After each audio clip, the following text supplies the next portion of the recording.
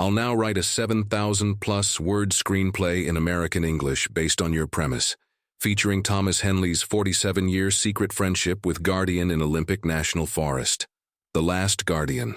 I'm 89 years old now, and for 47 years I've carried a secret that defies every law of science and logic known to mankind.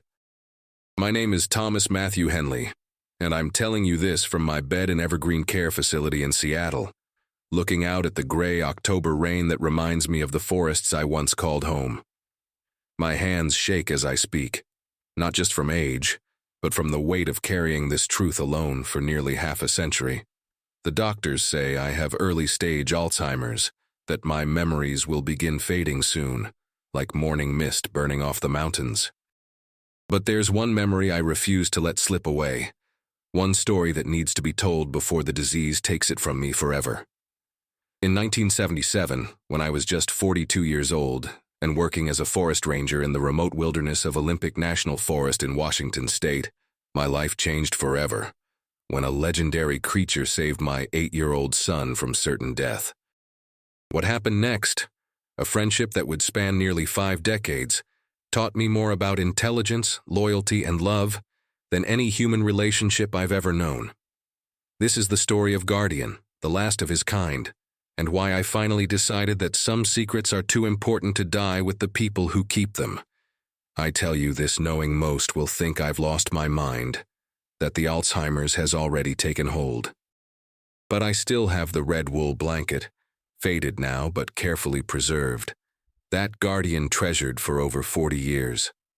I still have photographs that no one has ever seen, locked in a safety deposit box downtown. And I still have the scars on my hands from that first night in September 1977, when I chose to trust something that shouldn't exist, rather than abandon a creature who had risked everything to save my son. September 23, 1977. The date is burned into my memory like a brand, because it's the day my understanding of the world shattered and reformed into something far more mysterious and wonderful than I'd ever imagined. Jimmy Carter was president then. Hotel California was playing on every radio. The biggest worry most Americans had was waiting in line for gasoline. But I was living a different kind of life entirely, 40 miles from the nearest town, in a log cabin I'd built myself on 15 acres of pristine wilderness in the heart of Olympic National Forest. I'd chosen that isolation deliberately. 3 years earlier, I'd lost my wife Sarah in a car accident on Highway 101. A drunk driver running a red light, gone in an instant. The city of Seattle felt like a tomb after that, full of memories I couldn't bear and sympathy I didn't want. So I'd taken early retirement from the urban forestry department, sold everything we owned, and moved with my 8-year-old son Michael to the middle of nowhere. I told myself it was for Michael's sake, that he needed fresh air and open space to heal from losing his mother. But the truth was simpler and more selfish. I needed to disappear. Our cabin sat in a natural clearing surrounded by towering Douglas firs and western hemlocks, some of them over 300 years old. The nearest neighbor was 12 miles away. My only connection to civilization was a CB radio and a dirt road that became impassable during heavy rains. I survived by doing seasonal ranger work for the Forest Service, monitoring wildlife, maintaining remote trails, filing reports that maybe 3 people in Olympia would ever read. It was exactly the kind of solitary existence I thought I needed. What I didn't know was that we weren't alone in those woods. We were sharing the forest with something the scientific community insisted didn't exist. Michael was a good kid, quiet and self-sufficient in the way children become when they've lost a parent too young. He'd adapted to our wilderness life better than I had, honestly. While I struggled with the silence and isolation, Michael seemed to thrive.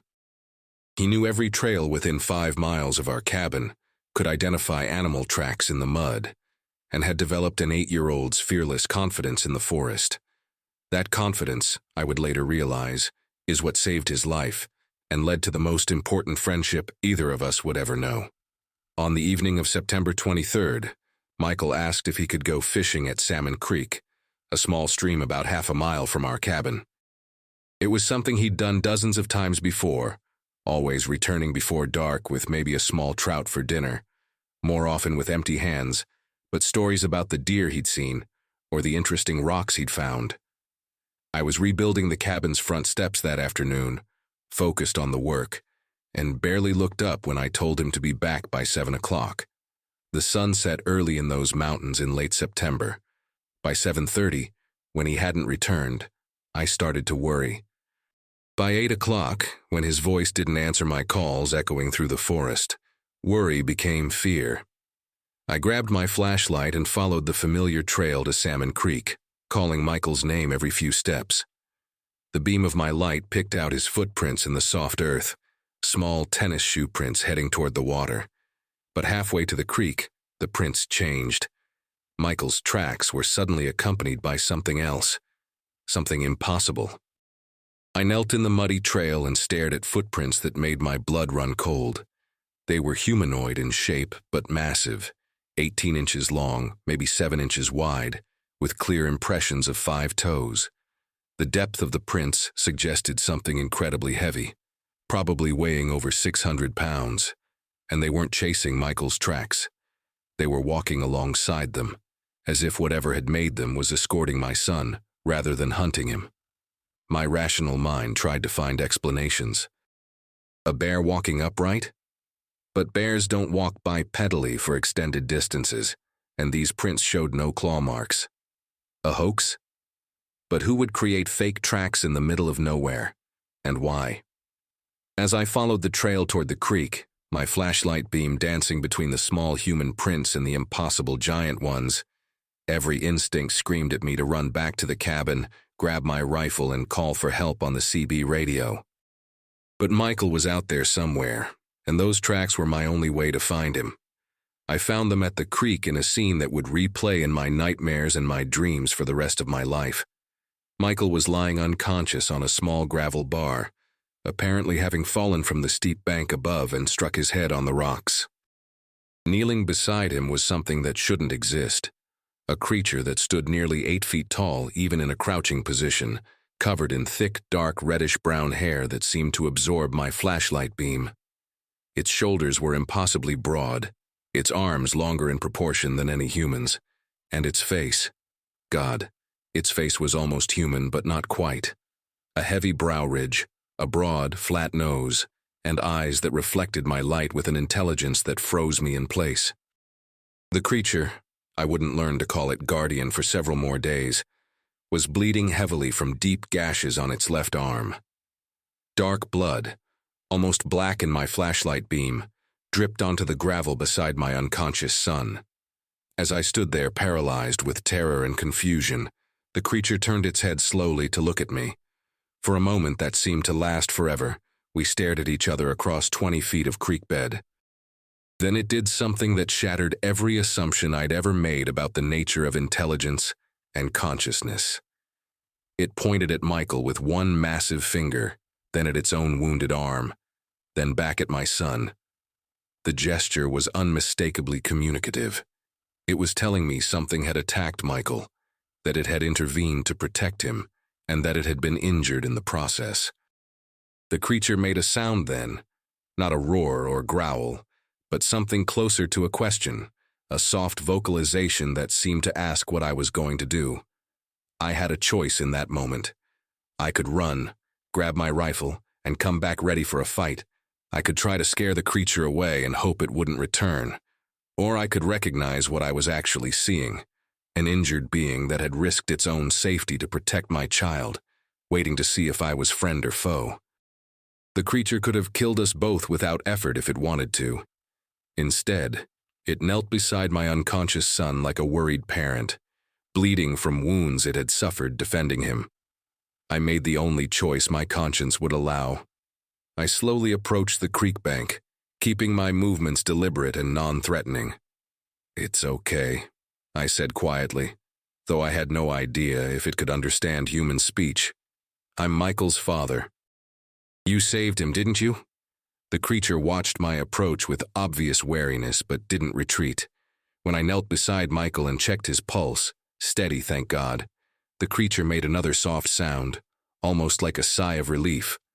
Michael had a knot on his forehead and was completely unconscious, but his breathing was normal, and he didn't seem to have any broken bones. Whatever had happened here, this creature had prevented it from being much worse. I looked up at the being that had saved my son's life. "You're hurt," I said, gesturing at its wounded arm. "Will you let me help?" What happened next convinced me I wasn't dealing with an animal, but with someone, a person of a different species, but a person nonetheless. The creature extended its injured arm toward me, deliberately and trustingly, like a child showing a scraped knee to a parent. The wounds were deep, probably from claws. Bear claws, I realized. A bear must have threatened Michael, and this creature had fought it off. I spent the next hour in that creek bed, cleaning and bandaging wounds while my son slowly regained consciousness, and a being that science insisted was mythological patiently submitted to first aid from a stranger. I used my first aid kit, my spare shirt torn into strips, and water from the creek. The creature's hair was coarser than I'd expected, more like thick wire than fur. Its skin underneath was dark gray, almost charcoal-colored. When I poured antiseptic on the wounds, it growled low in its throat but didn't pull away. Michael woke up confused and groggy, asking where he was. When he saw the creature sitting beside him, his first reaction wasn't fear, it was recognition.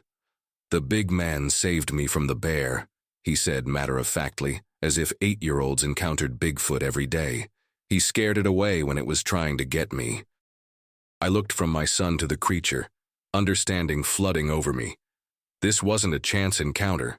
This was a debt that could never be repaid, a kindness that deserved protection rather than exposure. When the creature stood to its full height, easily 8.5 feet tall, and looked down at me with those impossibly intelligent eyes, I made a decision that would define the rest of my life. "Thank you," I said simply. "I don't know what you are or where you came from, but you saved my son's life. I won't forget that, and I won't tell anyone about you if you don't want me to." The creature tilted its massive head, considering my words. Then it reached out one enormous hand and gently touched Michael's shoulder, a gesture of such tenderness that tears sprang to my eyes.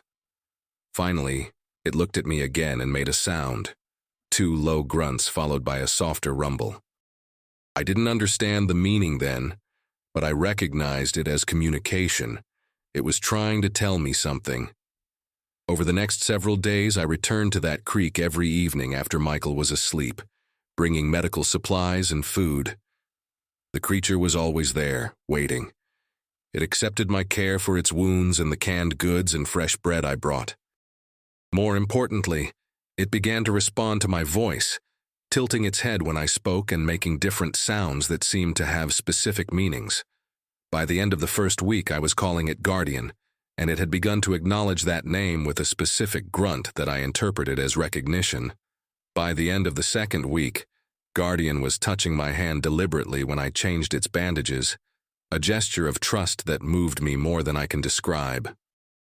And by the end of the third week, I realized I wasn't just caring for an injured animal.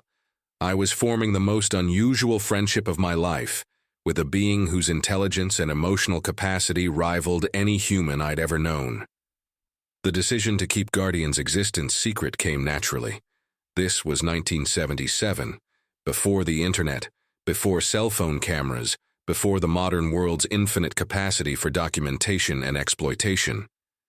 Even then, I understood instinctively that revealing Guardian's existence would mean the end of its freedom.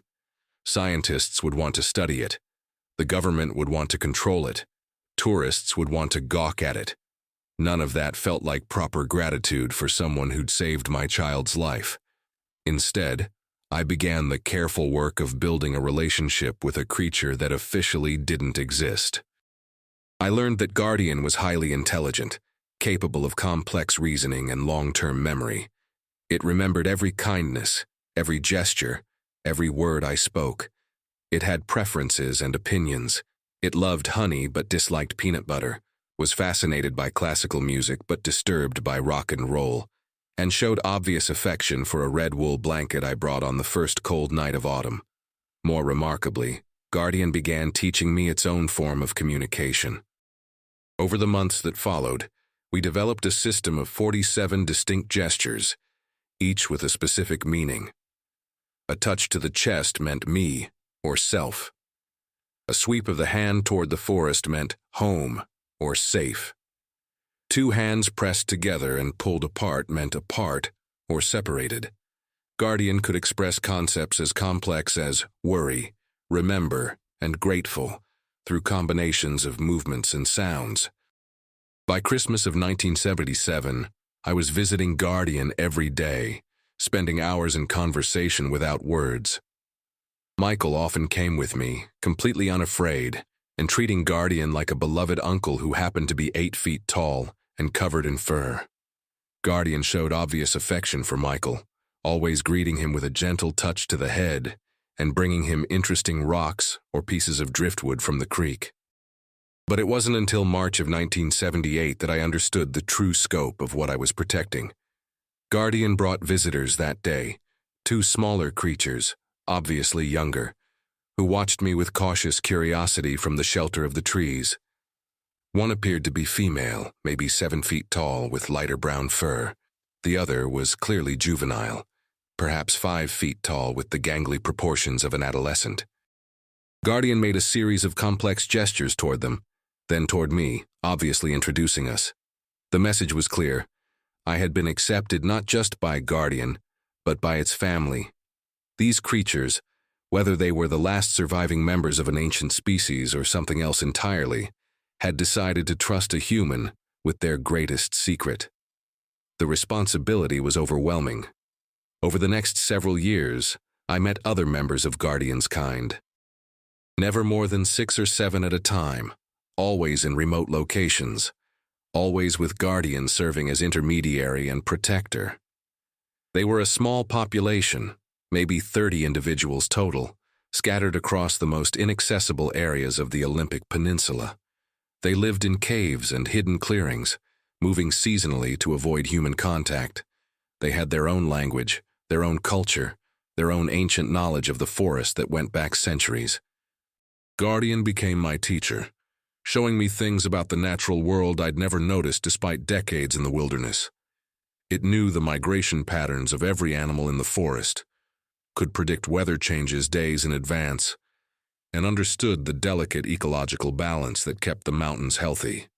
More than that, Guardian taught me about patience, about the value of silence, about the deep satisfaction that comes from protecting something precious and fragile. The threats came regularly. In 1981, a documentary crew from Portland spent 3 weeks in the forest, investigating Sasquatch sightings that had been reported by hikers. I was forced to redirect their permits, file false reports about equipment failures, and generally use my authority as a ranger to keep them away from Guardian's territory. In 1984, the State Highway Department proposed a new logging road that would have run directly through one of Guardian's favorite areas. I spent months in hearings and planning meetings, using every bit of environmental law I could find to block the project. Each threat required lies, misdirection, and the constant fear that my dual life would be discovered. I couldn't date seriously. How do you explain to a girlfriend that you disappear into the forest for hours every day to visit your Bigfoot friend? I kept my few human friendships superficial, always holding back the truth that defined my existence. My entire emotional life revolved around Guardian and the secret we shared. Guardian, for its part, seemed to understand the sacrifices I was making. It brought me gifts from the forest, beautiful stones, rare flowers, once an eagle feather that had been perfectly preserved. When I was sick with flu in 1985, Guardian brought medicinal plants and stayed with me for hours, its massive presence somehow comforting in a way no human company could have been. The relationship deepened over the years. By 1990, Guardian and I could have complex conversations using our gesture system. We discussed the changing seasons, the health of various animals in the forest, even abstract concepts like memory and loss. Guardian had an excellent memory for anniversaries. It always appeared on the date of our first meeting each September, bringing honey from wild hives as a celebration. Michael grew up knowing about Guardian, treating the friendship as natural and unremarkable. As a teenager, Michael would sometimes come with me to our meetings, and Guardian showed obvious pride in watching the boy mature into a young man. When Michael graduated from high school in 1987, Guardian gave him a piece of perfectly smooth quartz that Michael still keeps on his desk today. In 1996, when Michael was 27 and working as a veterinarian in Seattle, I made the difficult decision to reveal the full truth to him. I'd been carrying the secret alone for 19 years, and I was starting to feel the weight of that isolation. More practically, I was 59 years old and beginning to worry about what would happen to Guardian if something happened to me. I brought Michael to the forest on a Saturday in June, telling him I had something important to show him. When Guardian emerged from the trees at our usual meeting place, Michael's reaction was exactly what I'd expected: shock, disbelief, then scientific curiosity. As a veterinarian, Michael was fascinated by Guardian's physiology and behavior. As my son, he was amazed that I'd kept such an incredible secret for so long. "Dad, do you understand what this means?" Michael whispered, watching Guardian settle into its usual spot beside the creek. "This is the most important zoological discovery in human history." "No," I corrected him. "This is my friend, and it's your responsibility now too." Michael began visiting monthly, bringing medical supplies from his veterinary clinic and helping me monitor Guardian's health more carefully. We discovered that Guardian was probably in its 60s, showing signs of arthritis in its hands and moving more slowly than it had in the early years of our friendship. Michael's scientific training was invaluable in understanding Guardian's physiology and creating better care protocols. The arrangement worked well until 2010, when everything nearly fell apart. Guardian developed pneumonia during an unusually wet summer, struggling to breathe and running a high fever. For the first time in our friendship, Guardian looked genuinely sick and fragile. I faced an impossible choice: risk exposure by bringing Guardian to Michael's clinic, or try to treat the pneumonia in the forest with limited resources. I chose to fight for Guardian's life in the wild. For 3 days and nights, I didn't leave Guardian's side.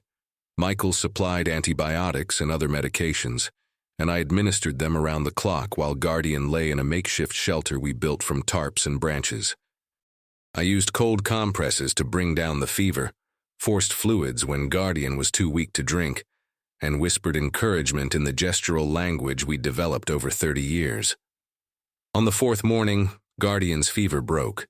It was able to sit up and drink water without assistance. When it looked at me with clear eyes for the first time in days and made the gesture for grateful, I broke down crying with relief. We'd saved Guardian's life, but the experience reminded me that our time together was finite. The last 14 years of our friendship took on a different quality.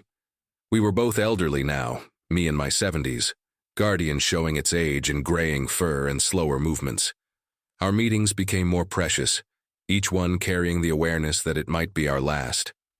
Guardian seemed to understand this too, spending longer periods with me and showing more physical affection.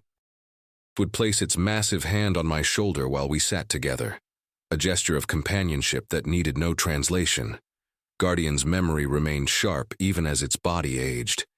It would still remember obscure anniversaries, still bring me gifts from the forest, still greet Michael with obvious pleasure during his monthly visits. But I could see the signs of decline, the way Guardian favored its right leg, the increased effort it took to stand from a sitting position, the longer periods of rest it needed between activities. In 2020, when I turned 85, Michael suggested I move to assisted living in Seattle. My own health was declining, and the isolation that had once felt protective now felt dangerous.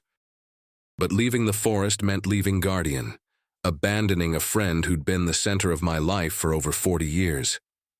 Guardian seemed to understand my dilemma. During our last meeting at the old cabin, it placed both hands over its heart and then extended them toward me. Our gesture for love endures even when apart.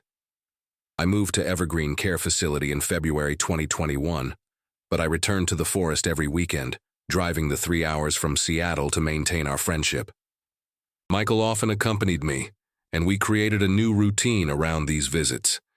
Guardian was clearly declining, but its joy at seeing us was unchanged. The creature that had saved my son's life 44 years earlier still lit up with pleasure when we appeared on the forest trail. The end came on March 15, 2024, 47 years to the day after our first meeting. I'd driven up from Seattle that morning, something pulling me toward the forest with unusual urgency. I found Guardian sitting against the trunk of an ancient Douglas fir where we'd spent countless hours together over the decades. Its breathing was labored, and it didn't stand when I approached, the first time in nearly 50 years of friendship that Guardian hadn't risen to greet me. I sat beside Guardian on the moss-covered ground, and we looked at each other with the understanding that comes after decades of wordless communication. Guardian raised one massive hand and touched my face gently, the same gesture it had used to comfort frightened animals or acknowledge deep emotion. With great effort, it made the signs for grateful and friend and love. "Thank you, buddy," I whispered, taking Guardian's hand in both of mine. "Thank you for everything, for saving Michael, for trusting me, for 47 years of the most extraordinary friendship anyone could ever have." Guardian made a sound I'd heard only a few times before, a deep, resonant rumble that seemed to come from its chest. Then its breathing slowed, became peaceful, and stopped. Guardian slipped away as quietly as it had lived, leaving behind only memories and the red wool blanket I'd given it decades earlier. Michael and I buried Guardian in a clearing deep in the Olympic National Forest, a place so remote that no human foot except ours had touched it in decades. We marked the spot with a simple cairn of river stones and planted a Douglas fir sapling nearby. The red blanket went into the grave with Guardian, along with some of the honey and quartz stones it had treasured. I moved into evergreen care permanently after that, carrying only photographs and the few mementos Guardian had given me over the years. My small room here overlooks the Seattle skyline, but I can see the Olympic Mountains in the distance on clear days. Sometimes I imagine I can sense Guardian's presence in those peaks, watching over the wilderness we shared. The Alzheimer's diagnosis came 6 months ago. The doctors say I have 2 or 3 years before the disease seriously affects my memory. That's why I'm telling this story now, why I've finally decided to break the silence I've maintained for almost half a century. Not to prove anything to anyone, but to honor the memory of someone who deserves to be remembered as more than legend or myth. Guardian was real. For 47 years, I had the privilege of friendship with a being whose intelligence, compassion, and dignity exceeded that of most humans I've known. Guardian saved my son's life, enriched my own beyond measure, and taught me that the world is far stranger and more wonderful than we allow ourselves to believe. I'm not asking you to believe me. I'm too old to care whether anyone believes me. But I want there to be a record, somewhere, that Guardian existed. That it chose to trust a human despite having every reason to fear us. That it lived a life of quiet dignity in the deep wilderness, asking nothing from our world, except to be left in peace. The Olympics are vast, and there are places in those mountains where no human has ever walked. Maybe others like Guardian still exist there, hidden in the old growth forests and remote valleys. Maybe they're watching us still, waiting to see if we'll ever become worthy of their trust. I hope they'll wait a little longer before giving up on us entirely. If I could speak to Guardian one more time, I'd tell it what I tell you now. Some friendships transcend species, some secrets are kept out of love rather than shame, and sometimes the most extraordinary thing that can happen to an ordinary person is learning to see the world through different eyes. Guardian taught me that intelligence isn't uniquely human, that compassion has no boundaries, and that the greatest privilege in life is being trusted with someone else's truth. In protecting Guardian's secret, I found my purpose. In caring for a creature that shouldn't exist, I discovered what it means to be truly human. I'm 89 years old. I have Alzheimer's disease. In a few years, I might not remember my own name. But I'll remember Guardian until my last conscious moment, because some memories are too precious to let go, and some friendships are too important to forget. Guardian was the last of its kind, but it was also the first of something new. Proof that different species can form bonds based on mutual respect, trust, and love. Maybe that's Guardian's real legacy, Not evidence of what once was, but hope for what we might become. I kept Guardian's secret for 47 years. Now I'm sharing it with you, not as a confession but as a gift. Somewhere in the wilderness we shared, spring wildflowers are blooming on Guardian's grave. Somewhere in those ancient forests, the wind still carries echoes of a friendship that changed everything I thought I knew about the world. Guardian is gone, but the possibility of wonder lives on. And that, I think, is enough.